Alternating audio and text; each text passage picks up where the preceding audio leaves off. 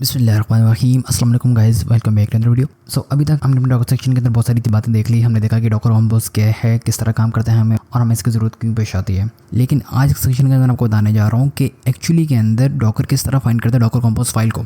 यानी कि जो डॉकर कंपोज फाइल एग्जीक्यूट होती है वो एक्चुअली में होती किस तरह डॉकर को पता लगता है कि यहाँ पे मेरी कंपोज फाइल है और उसको मैंने एग्जीक्यूट करना है। बहुत ही आसान कॉन्सेप्ट है। तो देखिए होता क्या है, बेसिकली जब भी हम डॉकर कंपोज की कोई कमांड रन करते हैं, Docker compose PS, Docker compose build या कोई भी एक कमांड डॉकर कंपोज की, तो वो एग्जीक्यूट किस तरह होती है, यानी कि वो डॉकर को किस तरह पता चलता है कि यहाँ पे मैंने ये वाली कमांड एग्जीक्यूट करवानी है। तो देखिए इसके हमारे पास दो ऑप्शन होते हैं इसके लिए। एक तो होता है कि जहाँ पे हमारा प्रोजेक्ट है या जहाँ पे हमारा टर्मिनल चल रहा है, जिस टर्मिनल के सेशन के अंदर जहाँ पे हम प्रेजेंटली मौजूद हैं वो, और जहाँ पे हमारी डॉकर कंपोज कमांड है वो दोनों एक डायरेक्टरी के अंदर है। बिल्कुल आसान लफ्ज़ों के अंदर वापस से कहूँ तो जिस डायरेक्टरी के अंदर हम कमांड एग्जीक्यूट कर रहे हैं वो चीज़ और जहाँ पे हमारी कंपोज फाइल है, ये दोनों अगर एक ही सेम जगह के ऊपर है तो डॉकर को ऑटोमेटिकली पता चल जाएगा कि इसी डायरेक्टरी के अंदर मेरी कंपोज फाइल पड़ी है और उसी को मैंने एग्जीक्यूट करना है। और दूसरा सिनेरियो तब आता है कि अगर हम कहीं और किसी और डायरेक्टरी के अंदर हैं और जो हमारी कमांड है डॉकर कंपोज वो कहीं और किसी और डायरेक्टरी के अंदर पड़ी हुई है, उसको मैंने एग्जीक्यूट करना है।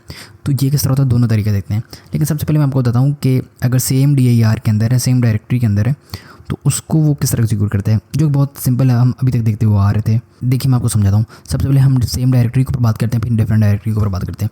तो मैं इसको यहाँ पे मैंने करता हूँ। तो देखें अभी जो मेरा प्रोजेक्ट है वो कहाँ पे पड़ा हुआ है। मेरा ये प्रोजेक्ट है विजिट काउंटर, और इसको मैंने अभी के लिए जस्ट यहाँ पे रखा है कि जो पे C डायरेक्टरी के अंदर एक मैंने विजिट काउंटर फोल्डर है, उसके अंदर मैंने ये वाला प्रोजेक्ट रखा हुआ। ठीक है, अब मैं क्या करता हूँ, टर्मिनल ओपन करता हूँ और हम सेम इसी डायरेक्टरी के अंदर मूव करते हैं। तो यहाँ पे मैं करता हूँ एक डायरेक्टरी बैक आता हूँ, फिर एक डायरेक्टरी बैक आता हूँ और यहाँ पे मैं अपनी विजिट काउंटर डायरेक्टरी के अंदर आ गया। ठीक है, अब देखिए अब मैं इसी डायरेक्टरी के अंदर आ गया जहाँ पे ये मेरा प्रोजेक्ट पड़ा हुआ है। ठीक है, ये वाली सारी फाइल्स हैं और यहीं पे मैं इसी वाली डायरेक्टरी के अंदर यहाँ पे मैं आ गया। ठीक है, मैं यहाँ से डायरेक्ट टर्मिनल भी ओपन कर सकता था और आप इस तरह भी कर सकते हैं, दोनों की मर्जी। सो अब मैंने यहाँ पे क्या करता हूँ, अब लेट्स सपोज यहाँ पे मैं एक डॉकर कंपोज की कमांड एग्जीक्यूट करता हूँ। लेट्स सपोज मैं करता हूँ डॉकर कंपोज PS। ठीक है, अब मैं करता हूँ तो यहाँ पे देखिए मुझे दिखाएगा कि यहाँ पे अभी मेरा कोई सभी कंटेनर नहीं चल रहा। ठीक है, इस वाले प्रोजेक्ट के लिए यहाँ पे मेरा कोई कंटेनर नहीं चल रहा। और अब अगर मैं एक और न्यू डायरेक्टरी के अंदर आता हूँ, यहाँ पे मैंने एक नया टैब ओपन किया और मैं यहाँ पे एक न्यू डायरेक्टरी के अंदर, जो कि मेरी चेंज हुई है ऑलरेडी, C यूज़र और KK के अंदर हूँ, और LS करता हूँ। तो यहाँ पे देखें अलग अलग चीज़ें हैं, तो मैं कंट्रोल L करता हूँ। अब यहाँ पे मेरे कोई प्रोजेक्ट नहीं पड़ा हुआ। अब अगर मैं यहाँ पे करता हूँ डॉकर कंपोज और PS करता हूँ, तो देखिए अब इसने मुझे क्या बोला, no configuration file provided not found.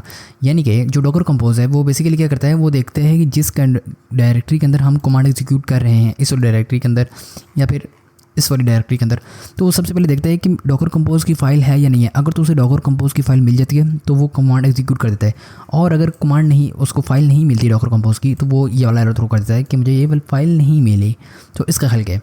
तो अभी आपने ये वाली चीज़ देख ली कि अगर हम सेम डायरेक्टरी के अंदर हैं तो वो कमांड को एग्जीक्यूट करवा देगा, बिल्कुल इसी तरह जिस तरह अभी मैंने ये वाला काम किया। अगर कंपोज PS की है तो उसने मुझे बता दिया कि अभी इसका कोई कंटेनर नहीं चल रहा। अब हम बात करते हैं कि अब देखें, अब मैं यहाँ पे एक अलग डायरेक्टरी के अंदर था, यहाँ पे मेरी कोई कंपोज फाइल नहीं है इस वाली डायरेक्टरी के अंदर। अब यही चीज़ आपको समझाने जा रहा हूँ कि अगर हम डिफरेंट डायरेक्टरी के अंदर हैं तब हम कमांड किस तरह एग्जीक्यूट करवाएंगे।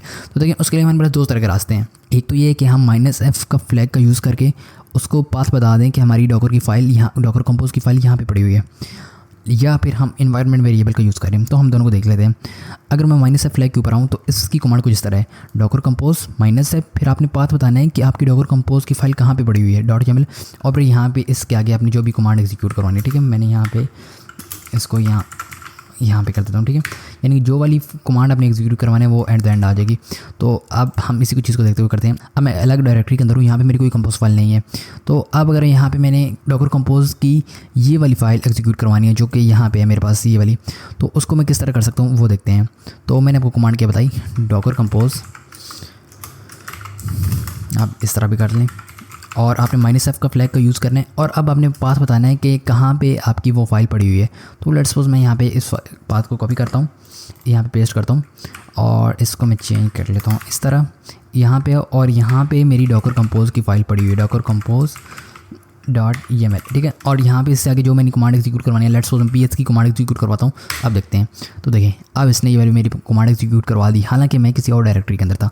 तो मतलब एक तरीका तो ये है कि आप -F का फ्लैग यूज़ करके अपनी कंपोज फाइल को सर्च कर सकते हैं और फिर उसको एग्जीक्यूट करवा सकते हैं।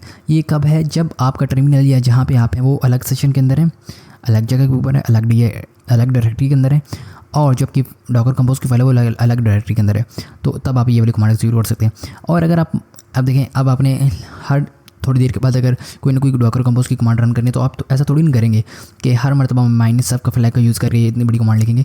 तो उसका दूसरा आसान तरीका है कि आप एनवायरनमेंट वेरिएबल का यूज़ कर लें।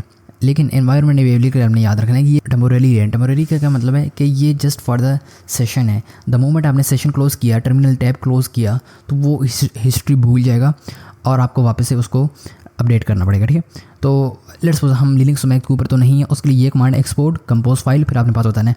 तो जो पावर शेल के लिए वो ये है। ठीक है, और यहाँ पे एक और चीज़, यहाँ पे इन्वर्टेड कॉमास है, आपने ये वाली चीज़ इन्वर्टेड कॉमास के अंदर डिफाइन करनी है। ठीक है, अदरवाइज़ वो ओपन कर देगा उसको टर्मिनल को जो हमारा वहाँ पे सेशन डिफाइन हुआ होगा। सो अब मैं क्या करता हूँ, अपने टर्मिनल के अंदर चलता हूँ। तो यहाँ पे हमें नए टर्मिनल ओपन करते हैं और यहाँ पे हम इसको थोड़ा सा जूम करते हैं। देखो मैं कंट्रोल एल करते थोड़ा सा क्लियर करता हूँ।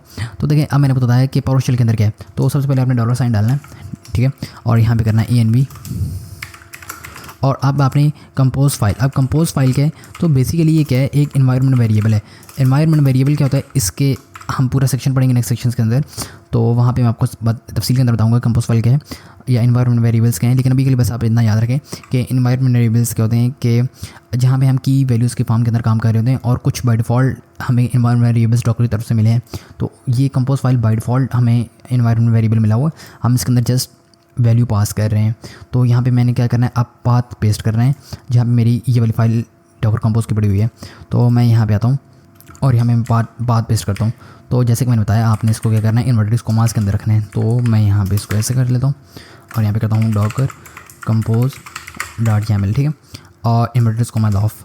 तो अब मैं अगर हिट एंटर करता हूँ तो इसने क्या कर लिया, इसको अपडेट कर लिया इन्वायरमेंट वेरिएबल के अंदर इस वाले पाथ को, यानी कि मेरे इस वाले पाथ के अंदर ये डॉकर कंपोज की फाइल है उसको इसके अंदर स्टोर कर लिया। अब मैं डायरेक्ट कमांड्स एग्जीक्यूट कर सकता हूँ। लाइक मैं करता हूँ डॉकर कंपोज PS। तो देखिए मेरे पास इसने कमांड को एग्जीक्यूट करवा दिया, जबकि पहले इस डायरेक्टरी के अंदर नहीं कर रहा था। लेकिन जैसे कि मैंने बताया, अगर मैं यहाँ पे न्यू सेशन ओपन करता हूँ और अब मैं अगर यहाँ पे करता हूँ डॉकर कंपोज अप, तो देखें यहाँ पे मुझे एरर देगा। क्यों एरर दे रहा है, क्योंकि मैंने जस्ट इस सेशन के लिए उसको अपडेट की है।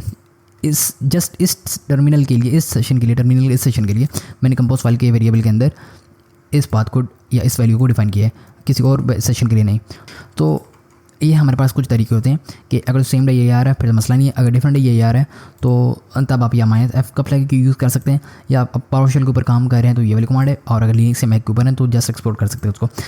सो ये एक बात थी कि आपको पता होना चाहिए कि डॉकर किस तरह डॉकर कंपोज की फाइल को ढूंढता है। लेकिन at the end of the day मैं आपको बताऊंगा सबसे आसान तरीका ये है कि जहाँ पे आपकी डॉकर कंपोज की फाइल पड़ी हुई है, आप उसी डायरेक्टरी के अंदर अपनी डॉकर की कमांड्स को एग्जीक्यूट करवाएं, डॉकर कंपोज की कमांड्स को।